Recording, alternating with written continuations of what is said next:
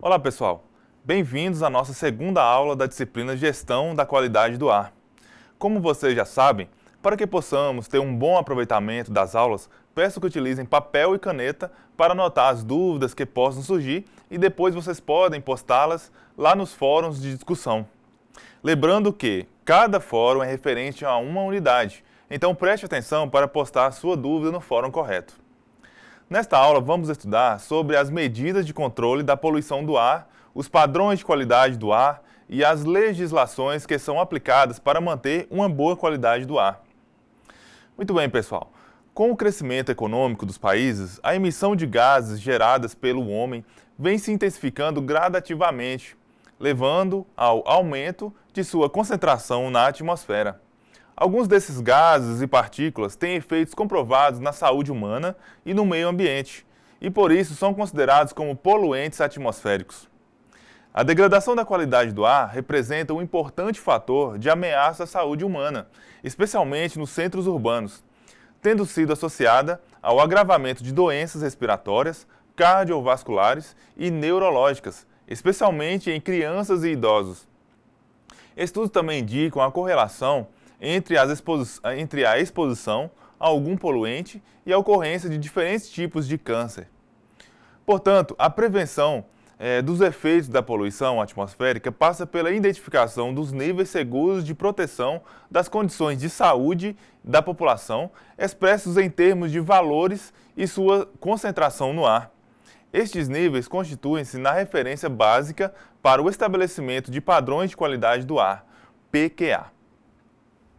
O controle da poluição do ar envolve o planejamento das cidades e áreas industriais, as vias de acesso rodoviário, até a ação direta sobre a fonte de emissão, que, como já vimos, são os carros, as indústrias, dentre outros.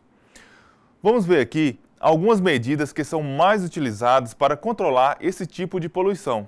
Essas medidas podem ser indiretas ou diretas. As medidas indiretas são ações que visam a eliminação ou redução ou o afastamento dos poluentes. Essas medidas podem ser o planejamento urbano e outras medidas correlatas, como a melhor distribuição no espaço urbano das fontes de poluição e a melhoria do sistema de vias de transporte, a diluição da poluição utilizando chaminés altas. Essa medida reduz a concentração dos poluentes ao nível do solo. Medidas para impedir a geração dos poluentes, como a substituição de combustíveis que geram alta poluição por outros que geram menor quantidade de poluição. Por exemplo, a gasolina, que é derivada do petróleo, pode ser substituída pelo álcool, que é derivado da cana-de-açúcar, uma fonte natural. Também percebemos a eliminação das porções de chumbo na gasolina, o uso de resina sintética ao invés de borracha na fabricação de escovas, de pintura e etc. E medidas para reduzir a geração dos poluentes, como a operação correta dos equipamentos de controle de poluição, mantendo adequadamente o seu funcionamento dentro das especificações do fabricante. Já as medidas diretas são ações que visam reduzir a quantidade de poluentes lançados através da instalação de equipamentos de controle. Os equipamentos de controle de poluição do ar devem ser instalados de acordo com a classificação dos poluentes e estes poluentes podem ser classificados de acordo ao seu estado físico e, em seguida, a classificação envolve diversos parâmetros como mecanismo de controle, uso ou não de água ou outro líquido, etc. E a seleção de equipamentos de controle de poluição do ar deve ser precedida de análise de viabilidade técnica, econômica e de outros fatores específicos para a fonte em questão. Pois muito bem, essas são as medidas indiretas e diretas para controle da poluição do ar. Agora vamos entrar na discussão dos padrões de qualidade do ar. O padrão de qualidade do ar define legalmente as concentrações máximas de um componente gasoso presente na atmosfera, de modo a garantir a proteção da saúde e do bem-estar das pessoas. Os padrões de qualidade do ar são baseados em estudos científicos dos efeitos produzidos por poluentes específicos e são estabelecidos em níveis que possam propiciar uma margem de segurança adequada. Os padrões de qualidade do ar, segundo publicação da Organização Mundial da Saúde, variam de acordo com a abordagem adotada, que inclui os riscos à saúde, viabilidade técnica, considerações econômicas e vários outros fatores políticos e sociais. As recomendações da Organização Mundial da Saúde reconhecem que, ao formularem políticas de qualidade do ar, os governos devem considerar cuidadosamente suas circunstâncias locais antes de adotarem os valores propostos como padrões nacionais. Através da Portaria Normativa número 348, de 14 de 3 de 1990, e da Resolução CONAMA número 3, de 28 de 6 de 1990, o IBAMA estabelece os padrões nacionais de qualidade do ar. No Brasil, são estabelecidos dois tipos de padrões de qualidade do ar, que são os primários e os secundários. Os padrões primários de qualidade do ar são as concentrações de poluentes que, se ultrapassadas, poderão afetar a saúde da população. Podem ser entendidos como níveis máximos toleráveis de concentração de poluentes atmosféricos, constituindo-se em meta de curto e médio prazo. Os padrões secundários de qualidade do ar são as concentrações de poluentes atmosféricos abaixo das quais se prevê o mínimo efeito adverso sobre o bem-estar da população, assim como o mínimo dano à fauna, à flora, materiais e ao meio ambiente em geral. Podem ser entendidos como níveis desejados de concentração de poluentes, constituindo-se em meta de longo prazo. Como prevê a própria Resolução CONAMA número 3 de 1990, a aplicação diferenciada de padrões primários e secundários requer que o território nacional seja dividido em classes 1, 2 e 3, conforme o uso pretendido. A mesma resolução prevê ainda que, enquanto não for estabelecida a classificação das áreas, os padrões aplicáveis serão os primários. A mesma resolução estabelece ainda os critérios para episódios agudos de poluição do ar. É importante destacar que a declaração dos estados de atenção, alerta e emergência requer, além de níveis de concentração atingidos, a previsão de condições meteorológicas desfavoráveis à dispersão dos poluentes. Mas como são estabelecidos os padrões de qualidade do ar? Os pesquisadores observam os efeitos que os poluentes podem ter sobre a saúde humana, incluindo os danos no ambiente, e fixam um número indicador de que a saúde não está sendo gravemente afetada. Esse número ou padrão são definidos por pesquisadores levando-se em conta os valores culturais da sociedade e os conhecimentos científicos que existem, como a viabilidade econômica e política de se implantar um determinado número ou condição. Em todos os países, esses níveis de referência, ou valores, ou ainda padrões de qualidade, têm mudado com o decorrer dos anos. Os padrões têm sido mais rígidos ou menos de acordo com a riqueza do país e a correlação das forças políticas e interesses dos envolvidos na discussão e fixação destes padrões. Os parâmetros regulamentados pela legislação ambiental são os seguintes: partículas totais em suspensão, fumaça, partículas inaláveis, dióxido de enxofre, monóxido de carbono, ozônio e dióxido de nitrogênio. Partículas totais em suspensão. São materiais sólidos e líquidos em suspensão na atmosfera, como poeira, pó, neblina, aerosol e fuligem. O tamanho das partículas é o critério utilizado para a classificação destes materiais, abaixo de 100 micra. Partículas mais grossas ficam retidas no nariz e na garganta, provocando incômodo e irritação, além de facilitar que doenças como gripe se instalem no organismo. Poeiras mais finas podem causar danos ao aparelho respiratório e carregar outros poluentes para os pulmões, provocando efeitos crônicos como doenças respiratórias, cardíacas e câncer. As pessoas que permanecem em locais muito poluídos por partículas inaláveis são mais vulneráveis a doenças de forma geral. As principais fontes dessa poluição são os processos industriais, veículos automotores, poeiras de rua suspensa e queima de biomassa. Fumaça. É a suspensão na atmosfera de produtos resultantes de uma combustão. Pode ser tóxica quando aspirada. As partículas que constituem a fumaça resultam da combustão incompleta de qualquer material combustível. É um subproduto não desejado na combustão, produzido em fogueiras, brasas, motores de gasolina e gás.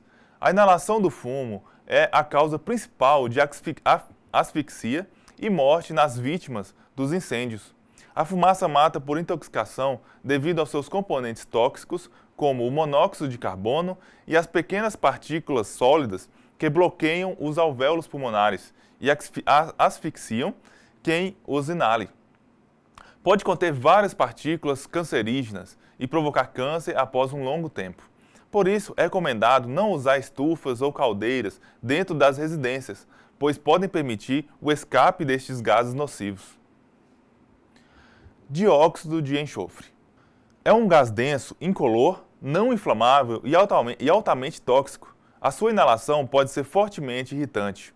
É produzido naturalmente pelos vulcões e em certos processos industriais. Na indústria, o dióxido de enxofre serve sobretudo para a produção de ácido sulfúrico, que possui numerosas aplicações como produto químico. É ainda um gás emitido na queima de combustíveis em veículos e indústrias juntamente com óxidos de carbono e de nitrogênio.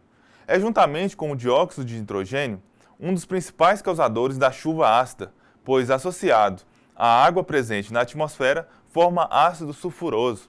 O dióxido de enxofre é prejudicial à nossa saúde enquanto gás livre do ambiente. Vamos ver as partículas inaláveis. Esse tipo de partícula inalável pode provocar reações alérgicas como coriza, irritação do nariz, espirros, tosse e olhos lacrimejantes.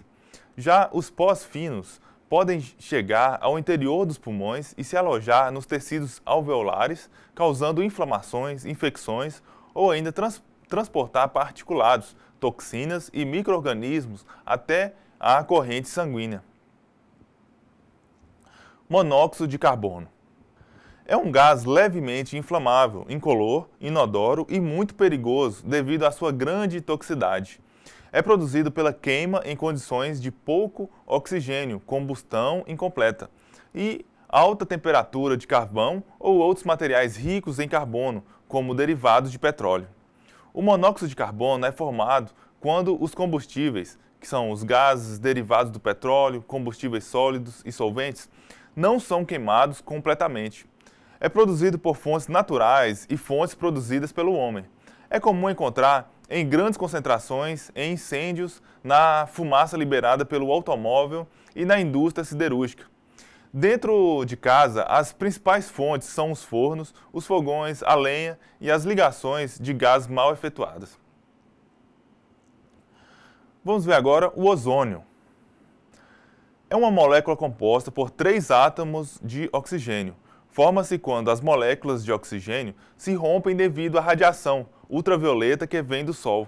E os átomos separados combinam-se individualmente com outras moléculas de oxigênio.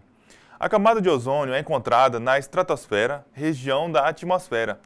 Essa camada tem a propriedade de absorver a radiação ultravioleta do Sol. Por este motivo, sem a proteção do ozônio, as radiações causariam graves danos aos organismos vivos que habitam a superfície do planeta Terra. E por último, vamos ver aqui agora o dióxido de nitrogênio. É um composto químico constituído por 2 átomos de oxigênio e 1 de azoto, e sua fórmula química é NO2. É um gás de cor acastanhada ou castanho avermelhada, de cheiro forte e irritante, muito tóxico. É um poderoso oxidante que nas reações atmosféricas pode dar origem a ácido nítrico, bem como a nitratos orgânicos que contribuem para fenômenos como elevado impacto ambiental, como a chuva ácida e a eutrofização de lagos e rios. O NO2 é um gás irritante para os pulmões e diminui a resistência às infecções respiratórias.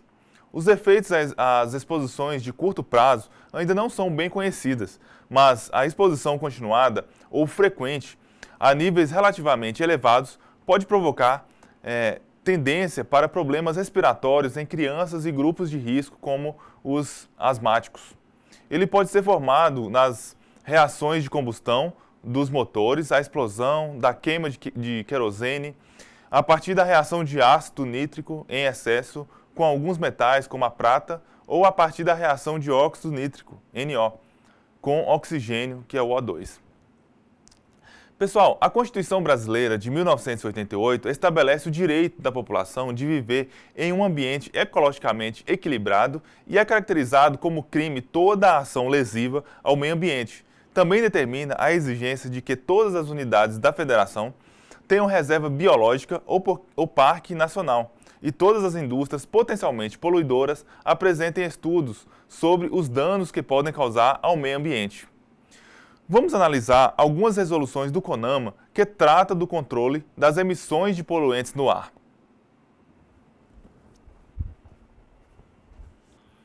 Resolução CONAMA número 18/86 estabelece o PROCONVE, Programa de Controle da Poluição do Ar por Veículos Automotores. Os objetivos da criação desse programa são reduzir os níveis de emissão de poluentes por veículos automotores, visando o atendimento aos padrões de qualidade do ar, especialmente nos centros urbanos, promover o desenvolvimento tecnológico nacional, tanto na engenharia automobilística, como também em métodos e equipamentos para ensaios e medições da emissão de poluentes, criar programas de inspeção e manutenção para veículos automotores em uso, promover a conscientização da população com relação à questão da poluição do ar por veículos automotores, estabelecer condições de avaliação dos resultados alcançados e, por último, promover a melhoria das características técnicas dos combustíveis líquidos, postos à disposição da frota nacional de veículos automotores, visando a redução de emissões poluidoras à atmosfera. A Resolução CONAMA número 005/89 institui o PRONAR, Programa Nacional de Controle da Qualidade do Ar.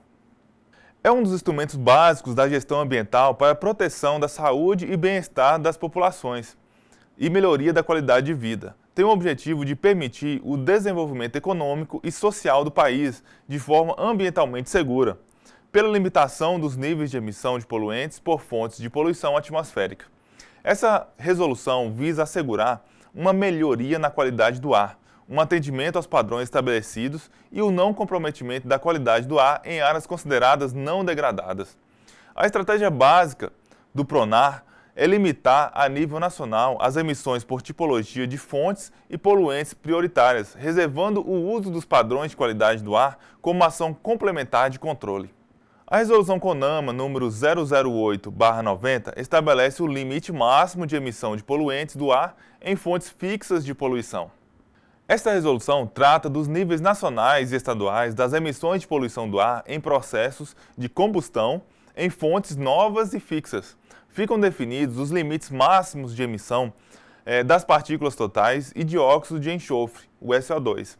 Caberá aos órgãos estaduais de meio ambiente o estabelecimento de limites máximos de emissão para partículas totais, dióxido de enxofre e, se for o caso, outros poluentes, quando o licenciamento ambiental do empreendimento. Por fim, os limites máximos de emissão que foram fixados são passíveis de uma revisão dentro de 2 anos e, em seguida, a cada 5 anos, quando também poderão ser eventualmente acrescentados outros poluentes gerados nos processos de combustão externa em fontes fixas. Como o ar atmosférico não é suscetível de apropriação, é considerado como bem indisponível. Este tem sido um dos maiores focos de preocupação da legislação ambiental. Vamos ver aqui vários trechos da Constituição da República de 1988 que tratam da proteção da qualidade do ar. Em seu artigo 23, estabelece que a proteção ao meio ambiente e o combate à poluição em qualquer de suas formas, inclusive a atmosférica, é de competência comum da União, dos Estados, do Distrito Federal e dos municípios. E no artigo 24, prevê a competência concorrente da União, dos Estados e do Distrito Federal para legislar sobre a proteção do meio ambiente e controle da poluição. Aos municípios nessa matéria, cabe suplementar a legislação federal e a estadual no que couber, conforme dispõe no artigo 30. Mais adiante, no artigo 225, prevê que todos têm direito ao meio ambiente ecologicamente equilibrado, incluindo aqui o ar, como suporte físico-químico, bem de uso comum do povo e essencial à sadia qualidade de vida, impondo-se ao poder público e à coletividade o dever de defendê-lo. Além disso, a Constituição conferiu ampla proteção ao ar atmosférico e poder de controle sobre as atividades capazes de poluí-lo. Todavia, a legislação infraconstitucional necessita de um diploma específico que trate da matéria de forma geral, estabelecendo uma política de redução de poluentes atmosféricos, com tributação específica para atividades poluentes e com a adoção de incentivos às novas formas de tecnologia ou de produção de energia limpa. Como o ar atmosférico não é suscetível de apropriação, é considerado como bem indisponível. Este tem sido um dos maiores focos de preocupação da legislação ambiental. Pois muito bem, frequentemente os efeitos da má qualidade do ar não são tão visíveis comparados a outros fatores mais fáceis de serem identificados. Contudo, os estudos epidemiológicos têm demonstrado correlações entre a exposição aos poluentes atmosféricos e os efeitos de mortalidade causados por problemas respiratórios, asma, bronquite, efizema pulmonar e câncer de pulmão, e cardiovasculares, mesmo quando as concentrações dos poluentes na atmosfera não ultrapassam os padrões de qualidade do ar vigentes. As populações mais vulneráveis são as crianças, os idosos e as pessoas que já apresentam doenças respiratórias. A poluição atmosférica traz prejuízos não somente à saúde e à qualidade de vida das pessoas, mas também acarretam maiores gastos do Estado decorrentes do aumento do número de atendimentos e internações hospitalares, além do uso de medicamentos, custos esses que poderiam ser evitados com a melhoria da qualidade do ar dos centros urbanos. A poluição de ar pode também afetar ainda a qualidade dos materiais, do solo e das águas, além de afetar a visibilidade. A gestão da qualidade do ar tem como objetivo garantir que o desenvolvimento socioeconômico ocorra de forma sustentável e ambientalmente segura. Para tanto, se fazem necessárias ações de prevenção, combate e redução das emissões de poluentes e dos efeitos da degradação do atmosférico. A gestão deste tema no Ministério do Meio Ambiente é atribuição da Gerência de Qualidade do Ar, GQA, vinculado ao Departamento de Qualidade Ambiental na Indústria. Esta gerência foi criada com o objetivo de formular políticas e executar as ações necessárias no âmbito do governo federal, a preservação e melhoria da qualidade do ar.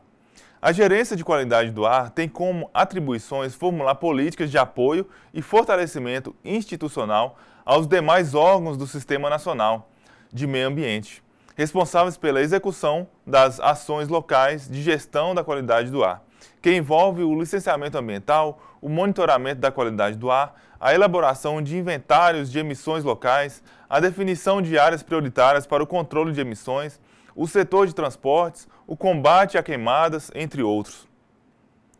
Cabe ainda à Gerência de Qualidade do Ar propor, apoiar e avaliar tecnicamente estudos e projetos relacionados com a preservação e a melhoria da qualidade do ar, implementar programas e projetos nas suas áreas de atuação, assistir tecnicamente aos órgãos colegiados de assuntos relacionados a essa temática, o CONAMA e o CONTRAN que nós vimos anteriormente, elaborar pareceres e notas técnicas sobre os assuntos de sua competência. Entre os programas de gerência, destacam-se os programas para fontes específicas de poluição atmosférica, como o PRONAR e o PROCONV, e o apoio aos estados para a elaboração dos planos de controle da poluição veicular e dos programas de inspeção e manutenção veicular, conforme a Resolução CONAMA número 418/2009. Bom, pessoal, espero que tenham compreendido um pouco mais sobre as medidas de controle da poluição do ar. Então ficamos por aqui e nos vemos na próxima aula.